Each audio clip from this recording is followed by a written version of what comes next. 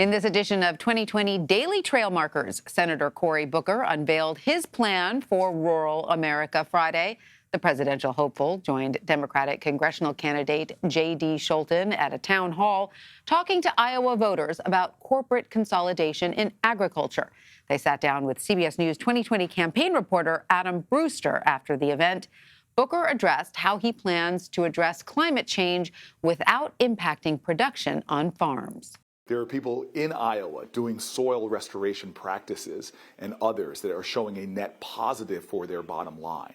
And if you have a federal government, like I will as a president of the United States, and say, we've been subsidizing oil companies' practices that have been hurting our environment, it's time that we start paying farmers, creating new streams of revenue for them to more aggressively adopt these practices that will be a double bottom line for them, that will help them and have them as leaders in the environment. So my plan is actually very, very bold. It's not something I even rolled out as a presidential candidate. I rolled this out as the United States Senator because I know that if we're going to solve this climate crisis, farmers need to be at the center of it, and they need to lead us out of the crisis we're in.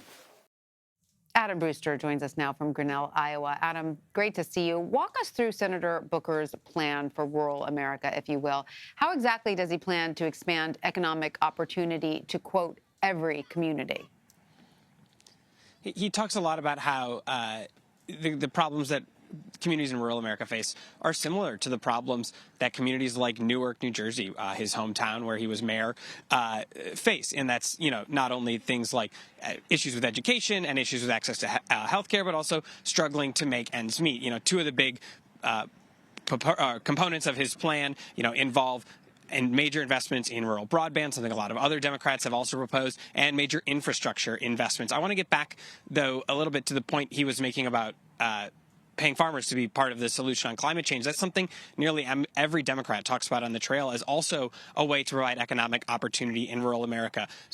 As the farm economy goes, that helps propel some of the businesses that exist in these small towns and rely on farmers. So Democrats have talked about, incentivizing farmers, paying them to be part of the solution on climate change, to do environmental services, because oftentimes farmers are just bearing the risk themselves and don't see a return on that investment right away. And when they are, struggling to make ends meet as it is, every penny can help these farmers. I wrote about this earlier this year in November, and one of the issues that people talked about is, farmers bear the risk for conservation services. And so this is a way to take the burden off of them. 9% of U.S. greenhouse gas emissions come from agriculture. So this is a way of, rather than leaving land bare, it's, helping pay farmers to plant cover crops to offset some of those carbon emissions as a way to get U.S. agriculture. And it doesn't just have a climate impact, but it has the economic impact as well. Right. And you also asked Booker about his antitrust message regarding corporate consolidation. What is that message exactly? And why does he believe this is an issue Democratic candidates need to be honing in on? Senator Booker, has proposed a bill in the Senate with Montana Senator John Tester about putting a moratorium on agriculture mergers, and he says that's at least something that needs to be done. And said today, the country may need to go farther. Some of his opponents, Senator Sanders and Senator Warren, have talked about breaking up major agribusinesses, and that's partly because they've reduced competition, farmers say. They feel like they're getting squeezed on both ends. There are fewer suppliers for them to buy things like seeds from, and then fewer places to turn around to sell things, whether it's meat or whether it's crops, too. So they feel like they're getting squeezed on both ends. And some people say, like Senator Booker, that is contributing to the struggles that family farmers have had, and he thinks it's something that Democrats need to be talking about more. Many of the Democrats have it in their rural plan, but he feels that more candidates need to be more vocal about it. He's been one of the candidates who's been vocal about it, along with Senators Sanders and Warren. I was at a farmers union event tonight where many of the candidates were speaking about those issues and farmers getting squeezed and pointing the finger at some of these businesses and farms that have gotten bigger and bigger, and they say Democrats do at the expense of family farms. And Adam, switching topics just a bit now, Michael Bloomberg came under fire for describing Booker as, quote, well-spoken in an interview recently with CBS News. Some critics argue that he used a racist trope. Now, you had the chance to ask the senator about this. I want to play some of what he had to say. Mike Bloomberg is somebody I consider a friend who's been there for me. Do I think some of his comments were unfortunate? Have I heard from many people that were angered by his comments. Yeah, and the way he spoke was not the best way if you're going to try to really earn the support of key parts of our constituency. But I'm not here running for president trying to get into a critique of Mike Bloomberg. He and I went through difficult times together and stood up together on a lot of big issues. And so I'm trying to focus on my own campaign. I've heard a number of things in this campaign from people using the word boy or we've got to make sure we have a nominee that doesn't have to have this stuff explained to them.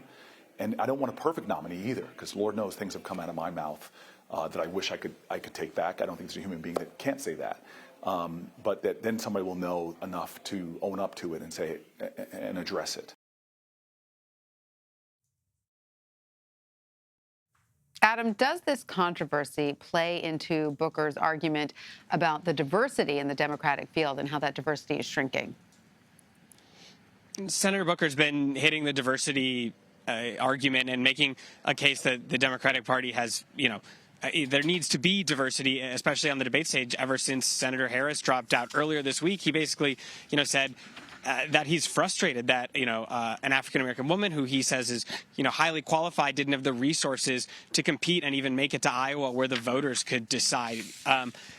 We should note that, that Mayor Bloomberg said, later today, after that interview with Senator Booker, that he probably should have chosen a different word. Both of them have highlighted how they are friends. So we'll see if there's any more back and forth on this. There hasn't been since earlier this afternoon when Mayor Bloomberg apologized. But Senator Booker has made the argument. He said the Democratic Party needs a strong, diverse coalition to win. And he feels he is best suited to bring that coalition together. He faces a major uphill battle. He needs to hit still 4 polls to be on the December debate stage in 2 weeks. He has been pleading with Iowans and, really hoping that message resonates in other early states and in national polls, asking people, please, if you think a pollster is calling you, pick up the phone and say you support me. He has said the party needs to show that there is diversity on the stage, and he just said he's been very frustrated ever since the departure of Senator Harris. All right. Adam Brewster in Grinnell, Iowa. Thank you so much. Thank you, Tanya.